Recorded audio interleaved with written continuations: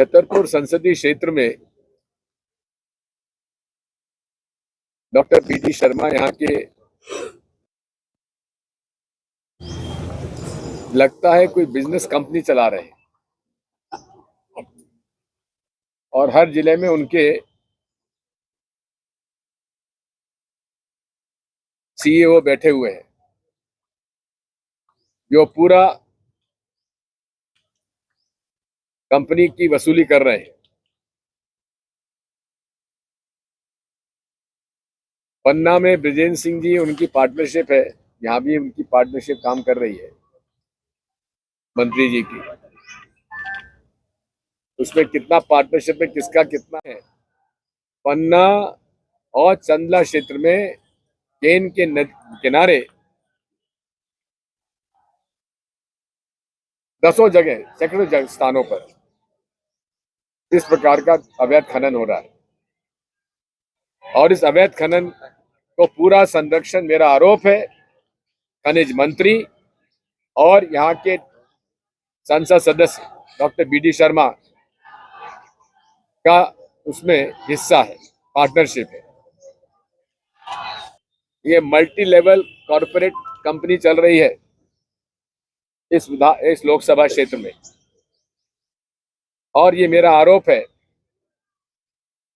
विजेंद्र सिंह जी पर और पीडी शर्मा जी पर कि वे अवैध वसूली खुद कर रहे हैं और करा रहे हैं।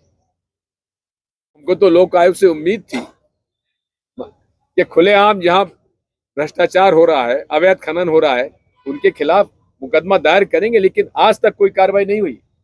वही पन्ना का कलेक्टर वहां पर आज भी मौजूद है जो खुलेआम भारतीय जनता पार्टी का प्रचार करता है, जो खुलेआम भारतीय जनता पार्टी के लिए वोट मांगता, कहता है कि इनको समर्थन करो, आदिवासी की जमीन पर कब्जा करवा रहा है। ऐसे लोगों को बख्शा नहीं जाएगा और प्रदेश परिवर्तन मांगता है। कल मुख्यमंत्री जी आए, चुनाव के बाद निकट जैसे ही आते हैं, चाहे 2008 का चुनाव हो या 13 का हो या 18 का हो या 23 का हो, चुनाव आया तो उन्होंने घोषणा चालू करी थी। अब तक क्या सो रहे थे?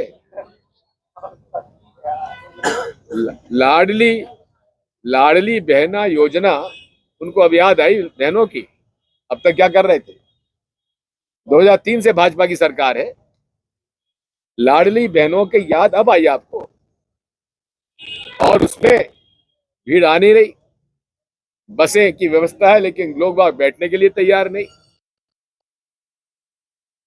और आदेश हो रहा है कि पंचायत विभाग कितने लोगों को लेके आएगा।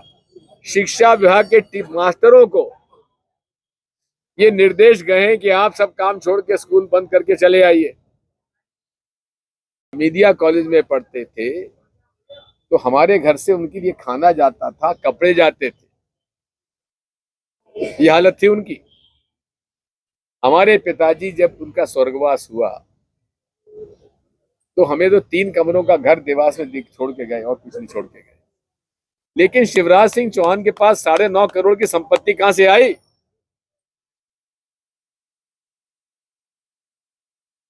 ये हम नहीं कह रहे हैं, दीपक जोशी जी ने कहा है और 9.5 करोड़ की संपत्ति का विवरण उन्होंने चुनाव घोषणा पत्र में अपनी संपत्ति का विवरण दिया, उसमें 9.5 करोड़ की संपत्ति बताई है। अरे कहां से आई? डंपर कांड आपका यहाँ सबसे पहला, मुख्यमंत्री बनते सबसे पहले डंपर कांड हुआ शिवराज सिंह जी का। उसके बाद तो झड़ी लग गई कांडों की। किसी को ये हमने वो नहीं दिया है कि तुमको टिकट मिला इसलिए तुम आ जाओ, किसी को वादा नहीं किया गया है, मैं साफ कहना चाहता हूँ। और ये कंडीशन कांग्रेस पार्टी करती नहीं है। आना है आस्था से आओ, विचारधारा से जुड़ो, जिसको टिकट मिले, तुमको मिले तुम लड़ो। कांग्रेस का अब कोई नहीं बचा, इंडिया जी जैसा आदमी अब कोई नहीं बचा, सब गए। आपने बात की जो खनन को लेकर, चाहे वो भाजपा रही हो कांग्रेस रही, आरोप प्रत्यारोप सब पर लगते रहे। आरोप कांग्रेस पर भी लगे, आरोप भाजपा पर भी लगे।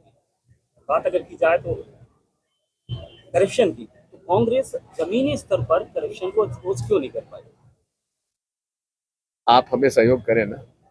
बात यह है, पन्ना में चंदना में, अजयगढ़ में जो अवैध खनन हो रहा है, इसको कौन दिखा रहा है, कौन छाप रहा है? हमारे बयान जो करप्शन के खिलाफ होते हैं वो कौन दिखा रहा है? नेशनल प्रेस क्या महाकाल के अंदर करप्शन का कोई चीज बता रही है? धन्यवाद। सर सत्यव्रत चतुर्वेदी जी से आपकी औपचारिक मुलाकात हुई, हाँ? इस मुलाकात को क्या माना जाए? उनके जो अनुभव रहे हैं, उनका जो कार्यकाल रहा है, उसका लाभ देश को मिलेगा? देखिए, सत्यव्रत चतुर्वेदी जी से मेरे कम से कम 50 साल के संबंध है, पारिवारिक संबंध। उनकी माताजी, उनके पिताजी, उनसे सबसे हमारा बहुत ही पारिवारिक रिश्ता रहा है। स्वाभाविक है कि हम छतरपुर जब भी जाते हैं उनके साथ हमारी गपशप होती है, साथ साथ हम लोग ने राजनीति की है, इसलिए उनके घर गए थे। उनके अनुभव का लाभ कहीं ना कहीं मिलेगा। अनुभव का लाभ तो मिलने चाहिए। टिकट उनको देंगे जिनको कि भाजपा कहे, ताकि कांग्रेस के वोट कम कर दो। आम आदमी पार्टी आ गई है, वो भी यही काम कर रही है। जो कांग्रेस से नाराज है, भैया हमारे पास आ जाओ, हम टिकट दे देंगे, लाओ। पूरी खरीद फरोख्त चली हुई है टिकट बांटने। हम जनता से कहना चाहते हैं, आपको तय करना, या तो भाजपा सरकार चाहते हो या कांग्रेस सरकार चाहते हो, बीच में और कोई नहीं होना चाहिए। वोट कटाओ, कैंडिडेट्स को वोट देने की आवश्यकता नहीं है। वोट जिताओ, पार्टी को वोट दो, वोट जिताओ, उम्मीदवार को वोट दो। और इसीलिए माननीय नीखरा जी और मुझको हमारे कमलनाथ जी ने यहाँ भेजा है, सब लोगों से चर्चा करने के लिए। हमारे मंडल सेक्टर का गठन हो रहा है, हर असेंबली सेगमेंट को मंडल सेक्टर में बांटा गया है। इसमें कांग्रेस पार्टी की ओर से कमलनाथ जी सर्वे करवा रहे हैं, करीब 3-4 अलग अलग ग्रुप सर्वे कर रहे हैं। हम लोग भी वर्कर से बात कर रहे हैं, चर्चा कर रहे हैं, और चर्चा करके अपना प्रस्ताव हम लोग बना के कमलनाथ जी को देंगे। उसके